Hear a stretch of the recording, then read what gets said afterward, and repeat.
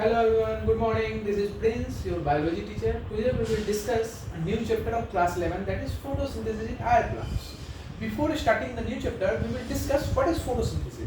So we know that photosynthesis is a process in which plants prepare their own food in the presence of sunlight, air and chlorophyll to prepare their own food. So here is the reaction of photosynthesis, that is 6CO2 plus 6H2O in the presence of sunlight and chlorophyll. It will give C6H12O6 plus 6O2. This O2 is used as byproduct for our breathing. Okay?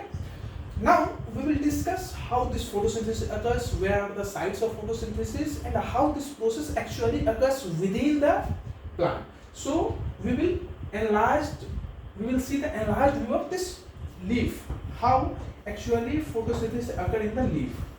This is the leaf.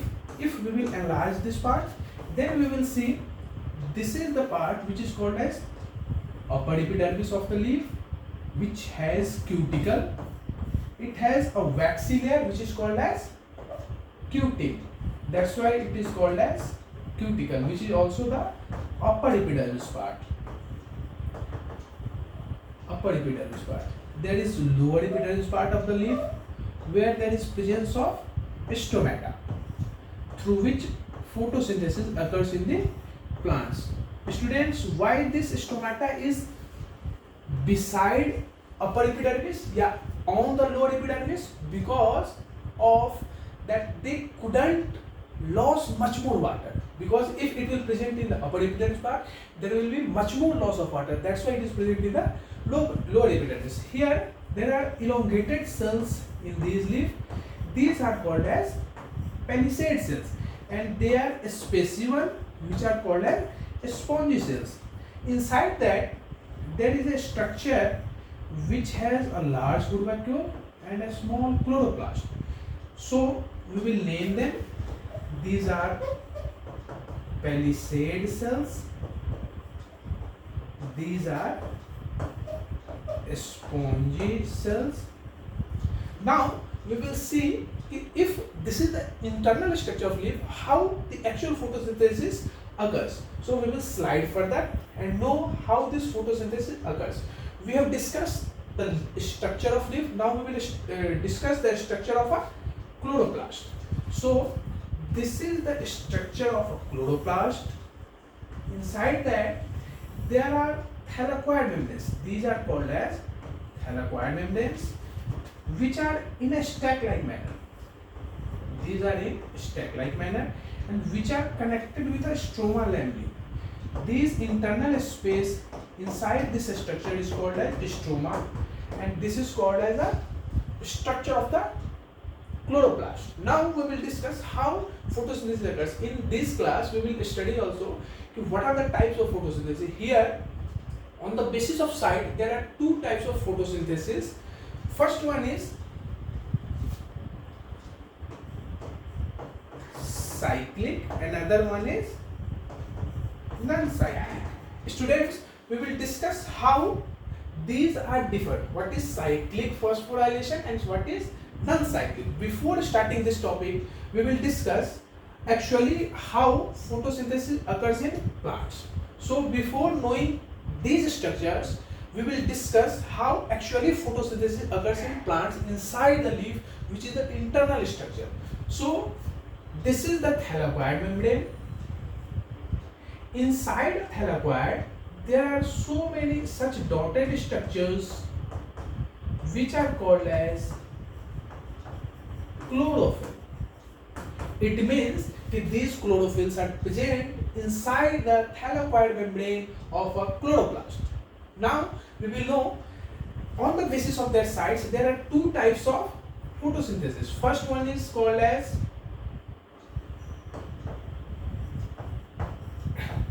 dark reaction, another one is called as light reaction. These are the two basic types of photosynthesis on the basis of their site of reaction. This is light reaction. Light reaction occurs in the thylakoid membrane,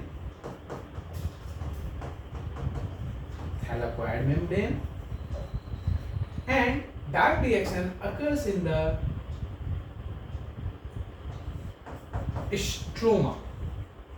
So we have discussed here where are the sites of photosynthesis, how photosynthesis occurs. Now we will know how this photosynthesis occurs inside a leaf of a plant.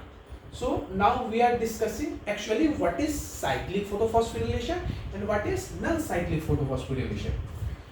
So before starting that, we have studied that there is light reaction whose site is on the thylakoid membrane. So light reaction is of two types. First one is cyclic photophosphorylation,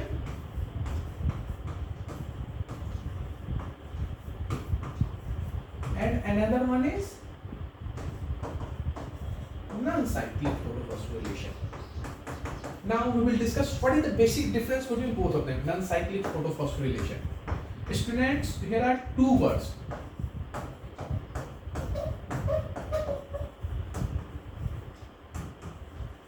Here are two words which is photophosphorylation. It means that whenever photosynthesis takes place, it will take place in the presence of sunlight. That's why it is called as photo. And phosphorylation means breakdown of ATP molecule. That's why it is known as phosphorylation, or it is the breakdown of phosphate group which is present in the ATP.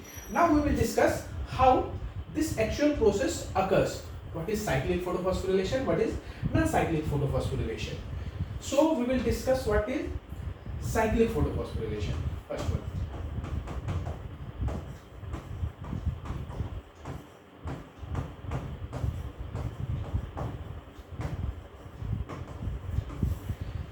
This is cyclic phosphorylation, which takes place in the thylakoid membrane of a leaf. That thylakoid membrane is found in the where it is found, students? It is found in the chloroplast of a mesophyll cell. Now we will know how this process occurs. How this is cyclic photophosphorylation. So there is a site inside the leaf which has photosystem. So chlorophyll A is present inside the leaf and sunlight comes on that surface. This chlorophyll A is the site for photosynthesis. Here there are accessory pigments beside that which intake these photons. These are called as photons. Photons are the sunlight that are coming directly from the sun. This energy is being accepted through the chlorophyll A side, from where these molecules will accept these sunlights. Now these sunlights will go forward because they have already energy molecule, so they will not accept much more molecules. That's why this sunlight is being rotated in these areas. This will be rotated in these areas, and further on it will carry forward. So this chlorophyll A side, that is called as PS1.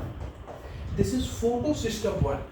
It is called as PS1, which is called as PS1 is photosystem 1, which has the acceptance of light, which has the wavelength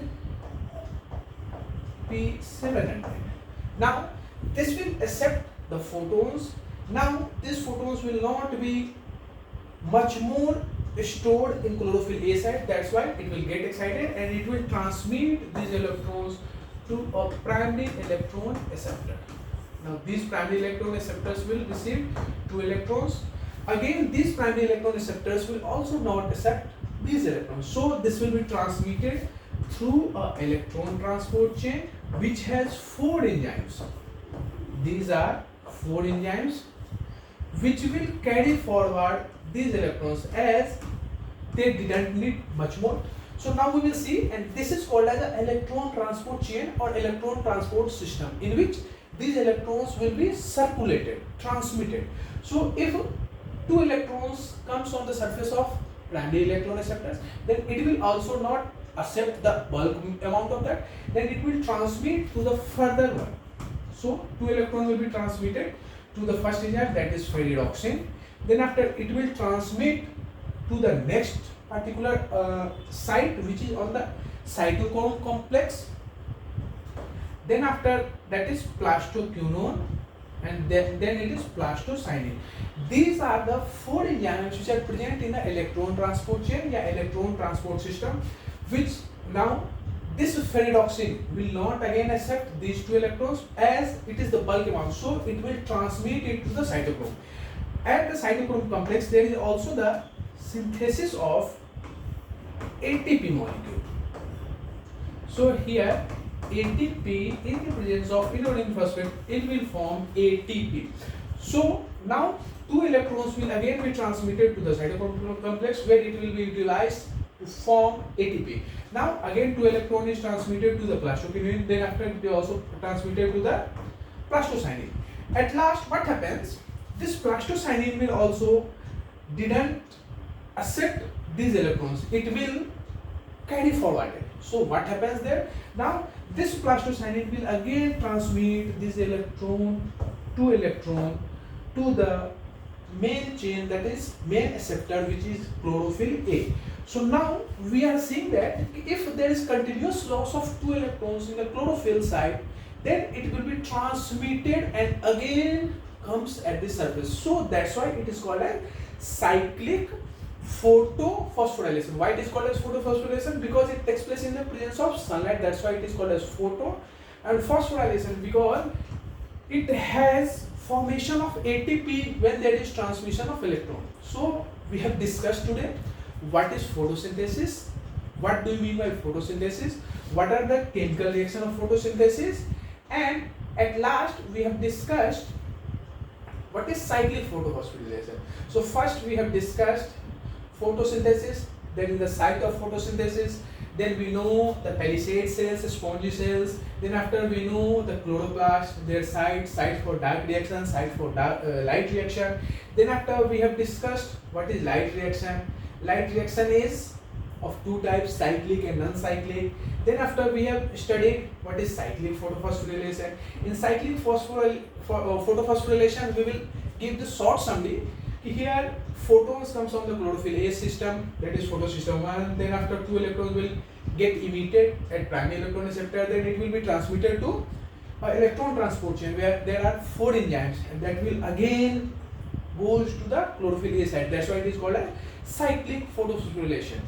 This is all about the cyclic photophosphorylation in the chapter of photosynthesis. So students, any doubts, please feel comfortable to ask any question. Thank you for your cooperation. Thank you.